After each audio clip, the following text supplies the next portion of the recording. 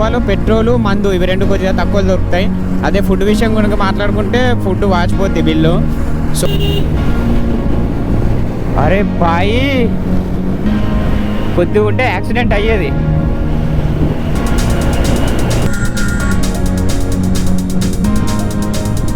Return వెళ్ళిపోదాం అని చెప్పేసి బ్లాగ్ అయితే ఆంబోలి ఘాట్ వరకే క్లోజ్ చేశాను.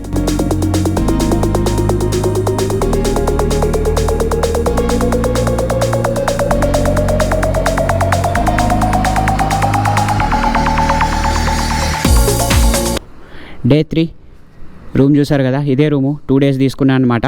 ఇప్పుడైతే ప్రజెంట్ చెక్అవుట్ చేస్తున్నా, ఇంకెళ్ళాలి. సో కొన్ని అన్వాంటెడ్ రీజన్ వల్ల గోవా మొత్తం ఎక్స్ప్లోర్ చేయలేకపోయాను. నెక్స్ట్ టైం ఖచ్చితంగా ఎక్స్ప్లోర్ చేస్తాను, అది మళ్ళీ పోస్ట్ చేస్తాను మీకోసం. ప్రజెంట్ కాళేకట్ బీచ్ మొత్తం తిరిగాము, ఎంజాయ్ చేసాము. ఆ వీడియో అంతా పోస్ట్ చేస్తాను నీకు. Hi guys, good morning from Goa. So ఇది డే 3 అనమాట. ఎంత ఎంజాయ్ చేయాలో గోవాలో అంత ఎంజాయ్ చేస్తాము. టైం వచ్చేసి మార్నింగ్ 9:30 అయితే అవుతుంది. నేను ఇక్కడ నుంచి ఎగ్జిట్ అవుతున్నాను గోవా నుంచి. సో నా ప్లేస్కి అయితే వెళ్ళిపోవాలి, నాకు కాస్త అర్జెంట్ వర్క్ వచ్చింది, అందుకని చెప్పేసి గోవాని కరెక్ట్గా ఎక్స్ప్లోర్ చేయలేకపోయాను. Sorry for that. And next time కంపల్సరీగా చేస్తాను, please forgive me for that. And ఇక్కడ నుంచి మనం వాల్చంద్ నగర్ వెళ్ళిపోవాలి డైరెక్ట్గా. మా ఆఫీస్ రీఓపెన్ అంట, అసలు ఏమైంది అనేది తెలీదు. ఇక్కడ నుంచి వాల్చంద్ నగర్ వచ్చేసి అరౌండ్ 400 kilometers అయితే ఉంది. సో ఇంకా నేను కంటిన్యూగా డ్రైవ్ చేస్తే నాకు 8 hours అయితే టైం తీసుకుంటుంది, ఎందుకంటే రేపు మార్నింగ్ నేను ఆఫీస్ వెళ్ళాలి. ఏంటిది పెళ్లి బస్సా ఏంటి, మొత్తం ఆకులు అని అన్నీ పెట్టుకొని తీసుకుపోతున్నాడు. పక్కనేమో విమల్ యాడ్ ఉంది, ముందేమో ఇది ఉంది, ఏందబ్బా ఇది. కానీ ఏ మాట కామాట గోవా రోడ్లు చాలా బాగున్నాయి. అటు సైడ్కి వెళ్తే కర్ణాటక రోడ్లే మనకి చాలా ఇబ్బంది పెడతాయి అనుకుంటా. నాకు తెలిసి ఒక జంగల్ ఏరియా ఉంటుంది, అది దాటే వరకు మనకి ఇంకా పెంట ఉంటుంది అన్నమాట. మనం ఎక్కువ చూడలేం కదా. కాకపోతే ఇటు సైడ్కి కూడా ఏంది పామ్ ట్రీస్ ఉన్నాయి, అన్నీ కొబ్బరి చెట్లు. వాల్చంద్ నగర్కి వెళ్ళాలంటే ఫస్ట్ గోవా క్రాస్ చేసి కర్ణాటకలోకి ఎంటర్ అవ్వాలి, కర్ణాటక క్రాస్ చేసి మళ్ళీ మహారాష్ట్రలోకి ఎంటర్ అవ్వాల్సి వస్తుంది. సో విషయం ఏంటంటే గోవా క్రాస్ అయ్యే వరకు రోడ్డు చాలా బాగుంటుంది. పెర్నం 16, 720, 45, Mumbai 557 kilometers. So Goa Mumbai express highway అనుకుంటా ఇది, దీని మీద అయితే ఉన్నాను ప్రజెంట్. సో ఇటు సైడ్ ఒక పెట్రోల్ బంక్ కనిపించింది ఫ్రెండ్స్, సో పెట్రోల్ కొట్టిద్దాం అప్పటి వరకు. గోవా పోలీసులు చూసారు కదా, వైట్ అండ్ బ్లూ మంచి క్లాసికల్ కలర్ కాంబినేషన్ సెలెక్ట్ చేసుకున్నారు.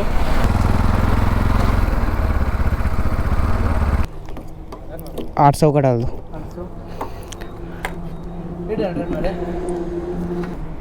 ఓ 97 rupees. నేనైతే ఫుల్ ట్యాంక్ చేపిద్దాం అనుకున్నాను, కాకపోతే నాకు డౌట్ వచ్చింది, అందుకని చెప్పేసి 800 rupees అయితే కొట్టించాను పెట్రోలు. ఆల్మోస్ట్ ఫుల్ అయిపోయింది, ఫుల్ చూపిస్తుంది కదా. సో నాకు తెలిసి 8 liters కన్నా ఎక్కువే వచ్చింది. గోవాలో నిజంగా పెట్రోల్ ప్రైస్ చాలా తక్కువ ఉంది. ఇక్కడ 97 rupees 21 paisa ఏమో నడుస్తుంది భారత్ పెట్రోలియం బంక్లో, అంటే చాలా తక్కువ ఉంది. బయట వేరే స్టేట్లో చూసుకున్నట్టయితే మనకు 110 rupees ప్లస్ సైడే ఉంటుంది. ఎవరైనా గోవాకు వస్తే గోవాలోనే పెట్రోల్ కొట్టించుకోండి. బార్డర్ ఎప్పటి వరకు అయితే దాటమో అప్పటి వరకు పెట్రోల్ కొట్టించుకుంటే మనకు చాలా వరకు సేవ్ అవుతుంది అనమాట. గోవాలో పెట్రోలు మందు ఇవి రెండు కొద్దిగా తక్కువ దొరుకుతాయి. అదే ఫుడ్ విషయం కనుక మాట్లాడుకుంటే ఫుడ్ వాచిపోద్ది బిల్లు. సో బెటర్ గోవాలో పెట్రోలు మందు తీసేసుకోండి. ఐ థింక్ సో బాటిల్స్ అలో చేయడం అనుకుంటా, నేను ఎలాగో తాగాను కాబట్టి ఏం తీసుకెళ్ళట్లేదు నేను. సో ఈ ఘాట్ సెక్షన్ వ్యూస్ కూడా చూసేయండి, ఇదంతా రెయిన్ ఫారెస్ట్ అనమాట. చెట్లు చూడండి ఎంతెంత పెద్దగా ఉన్నాయో. అదే మనం మహారాష్ట్రలో కనుక చూసుకున్నట్టయితే వెస్టర్న్ ఘాట్ సైడ్ కొద్ది వరకే రెయిన్ ఫారెస్ట్ ఉంటుంది, మిగతాదంతా నార్మల్గా ఏంటి మౌంటైన్ సెక్షన్స్ ఉంటాయి. కానీ ఒక్కసారి వ్యూస్ అవన్నీ చూడండి ఎంత బాగున్నాయో. డౌన్ హిల్లింగ్ అయితే స్టార్ట్ అయింది. ఇదంతా కార్నర్ చేయడానికి మీన్స్ బైక్ లీనింగ్ చేయాలనుకునే వారికి మాత్రం బెస్ట్ రోడ్ అని చెప్పచ్చు, సూపర్గా ఉంది. అదే మనం కర్ణాటక నుంచి ఐ థింక్ రామ్నగర్ అనుకుంటా, కర్ణాటక దగ్గర రామ్నగర్ ఉంటుంది. So Ramnagar to Goa route అని ఒకసారి కొట్టి సెర్చ్ చేయండి, అది కూడా చాలా బాగుంటుంది కార్నరింగ్ వాటికి అన్నిటికీ. ఒక్కసారి చూడండి ఆ వ్యూ చూడండి ఒకసారి, మొత్తం మౌంటైన్ రేంజెస్ ఏరియా మొత్తం అదిరిపోయింది అసలు.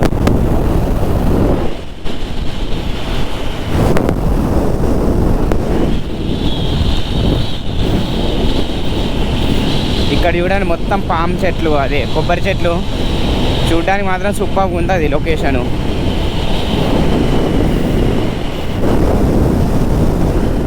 చూడండి ఇంకా మౌంటైన్ రేంజెస్ ఎలా ఉన్నాయో. సో సక్సెస్ఫుల్లీ మహారాష్ట్రకి అయితే ఎంటర్ అయిపోయాము. ప్రజెంట్ ఎక్సైజ్ చెక్ పోస్ట్ అయితే క్రాస్ చేసి వచ్చాము. అక్కడ వీడియో తీయడానికి అవ్వలేదు. చెకింగ్ అయితే ఏమీ జరగలేదు. మాకైతే motor vehicle department government of Maharashtra చూసారు కదా, గోవా నుంచి మహారాష్ట్రకి అయితే షిఫ్ట్ అయిపోయాం మనము. చూడండి ఇక్కడ టోల్ గేట్కి సపరేట్ రోడ్ వేశారు. సో కార్ జీప్ ఏంటిది క్లోజ్ చేసి ఉంచారు. What happened bro? టోల్ ఇంకా ఓపెన్ అయిందా మరి ఏంటి విషయం అనేది తెలీదు. టోల్ గేట్ అయితే ఇక్కడ వేశారు. లైక్ స్టేట్ క్రాసింగ్ బార్డర్ అనుకుంటా, అలాగే అనిపిస్తుంది నాకైతే. కర్ణాటకగా అయితే టచ్ అవ్వలేదు అనిపిస్తుంది నాకు, తెలీదు.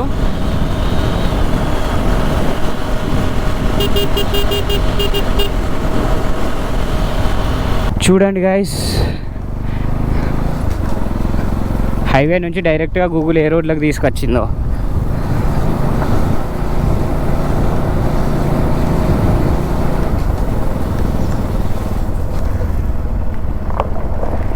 ఈ చిన్న గల్లీ కోసం నేను 2 యూటర్న్లు తీసుకున్నా బాయ్స్. అక్కడ రోడే కనిపిస్తలేదు. నేనైతే వాషింగ్ సెంటర్ రోడ్ అనుకున్నాను అది. సో ఇక్కడ నుంచి 16 కిలోమీటర్స్ అయితే హైవే అయితే టచ్ అవుతుందంట. చూద్దాం మరి రోడ్ ఎలాగుంటుందని చెప్పేసి. రోడ్ చూద్దాం అనుకునే లోపే రిపేర్ వచ్చింది.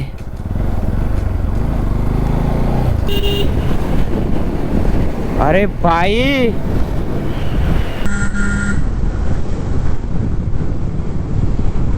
కొద్దిగా ఉంటే యాక్సిడెంట్ అయ్యేది. ఒకసారి చూడండి గాయస్ మనం వెళ్ళే వే ఎలాగుందని చెప్పేసి.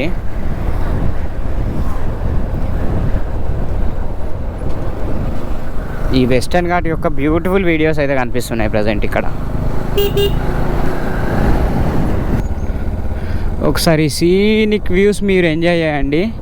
ఈ దరిద్రపు రోడ్డు నేను నడుపుతా.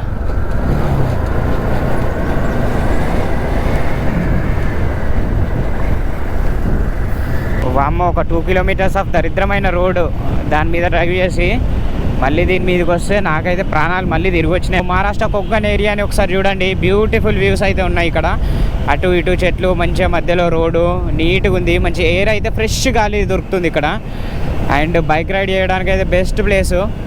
అలాగ వెళ్ళిపోతుంది అనమాట. ఇక్కడ చూస్తే మళ్ళీ మహారాష్ట్రలో మనకు పొలాలు అవి కనిపిస్తున్నాయి సైడ్కి. వరి పొలాలు, వరియా లేకపోతే గోధుమల, వరే అనుకుంటా. మేము ఉన్నాం రా, మొత్తం రోడ్ అంతా మీరు వస్తే మేము ఎక్కడికి వెళ్ళేది.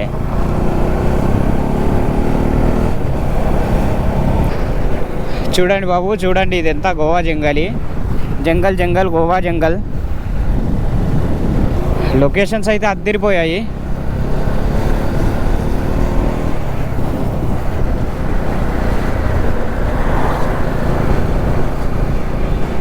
కానీ కార్నర్లో డ్రైవ్ చేసేటప్పుడు కాస్త కేర్ఫుల్గా వెళ్ళండి. కొద్దిగా స్లిప్ అయ్యామంటే డైరెక్ట్గా మహారాష్ట్రలోంచి వెళ్ళి గోవా సముద్రంలో పడిపోతాం అనమాట. అలాగుంది రోడ్డు. ప్రజెంట్ నేను డ్రైవ్ చేస్తున్న ఈ ఘాట్ సెక్షన్ వచ్చేసి అంబోలి ఘాట్ అనమాట. ఇప్పటి వరకు నాకు కూడా తెలియదు. నేను యాక్చువల్గా గోవా నుంచి రిటర్న్ వెళ్ళిపోదామని చెప్పేసి ఈ రోడ్ అయితే సెలెక్ట్ చేసుకున్నాను. ఈ రోడ్లో ఇంత మంచి సీనిక్ వ్యూస్ ఉంటాయని నాకు కూడా తెలియదు. ముందు మీకు చూపిస్తాను, మీరు కూడా ఆశ్చర్యపోతారు. సో బ్లాగ్ కూడా నేను అంబోలి ఘాట్ సెక్షను, అంబోలి వాటర్ఫాల్ 2 చూపించి అయితే క్లోజ్ చేస్తాను. అండ్ ఐ థింక్ సో నేను వ్లాగ్లో కంటిన్యూస్గా చెప్తూ ఉండొచ్చు రిటర్న్ వెళ్ళిపోదాం అని చెప్పేసి. వ్లాగ్ అయితే అంబోలి ఘాట్ వరకే క్లోజ్ చేశాను, ఎందుకంటే అక్కడ చూసిన సీనిక్ వ్యూస్ తర్వాత ఇంకా మళ్ళీ వీడియో కంటిన్యూ చేయాలన్న ఫీలింగ్ అయితే రాలేదు. సో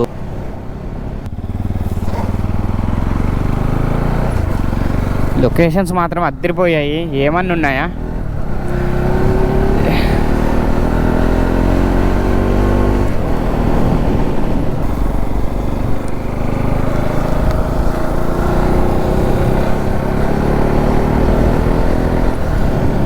నేనైతే ఎంత ఎత్తులో డ్రైవ్ చేస్తున్నాను అనేది నాకైతే అర్థం అవ్వట్లేదు. ఓఫో, నాకైతే అనిపిస్తుంది ఇది నార్మల్ రోడ్ అయితే కాదు.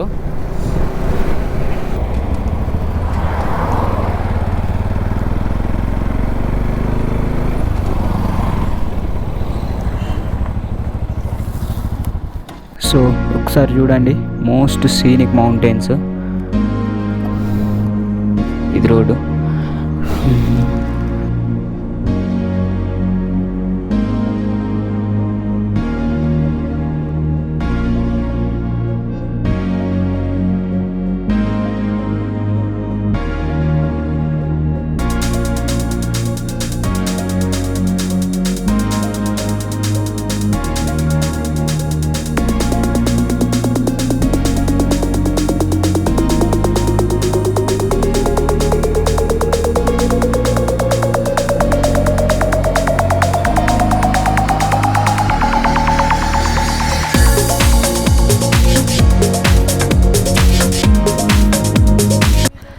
చూసారు కదా, మంచి మంచి లొకేషన్స్, చిన్న చిన్న సినిమాటిక్ షాట్స్ ఏవో ట్రై చేశాను అలాగనమాట. సో ఇక్కడ నుంచి మనం అయితే ముందుకు వెళ్దాము. అలా అలా వెళ్తుంటే మనకి రోడ్డు కూడా చాలా బాగుంటుంది. అండ్ పక్కనే చిన్న చిన్న వాటర్ ఫాల్స్ కూడా ఉంటాయి right side. And left side చూసుకున్నట్టయితే ఇందాక చూసారు కదా మన సినిమాటిక్ షాట్స్, అలాంటి కొండలు పర్వతాలు అన్నీ కనిపిస్తాయి అనమాట. ఇలా డ్రైవ్ చేసుకుంటూ కాస్త ముందుకెళ్ళిన తర్వాత మళ్ళీ మనకు ఒక వాటర్ ఫాల్ అయితే టచ్ అయ్యింది. ఈ వాటర్ ఫాల్ నేమ్ వచ్చేసి అంబోలి వాటర్ ఫాల్ అనమాట. One of the best water fall అని చెప్పొచ్చు. ఒకవేళ మనకు చూడాలనుకుంటే అండ్ చూడాలి అనుకుంటే మనము రైనీ సీజన్లో వస్తే బెటరు. రైనీ సీజన్ అయిపోయాక వచ్చాము, కానీ చిన్న ఫ్లో ఉంది. సో వీటి కూడా సినిమాటిక్ షాట్స్ చూసేయండి మరి. గాయస్ ఒక్కసారి చూడండి గాయస్, వాటర్ ఫాల్